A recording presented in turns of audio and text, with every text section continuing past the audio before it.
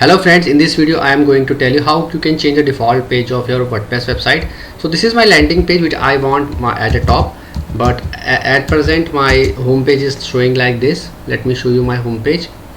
So I will change my home page.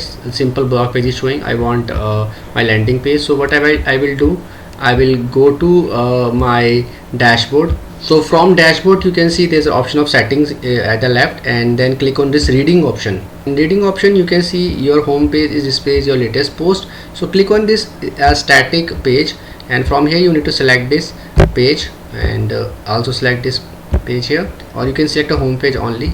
Post page should not select. Let's see, click on save changes and see, refresh this page how it is showing. Let's refresh this page. You can see now my landing page is showing up front. So I hope friends now you will be able to change the home page of your website as a landing page. In case you find this video helpful, just hit on the like button, also subscribe my channel for upcoming videos.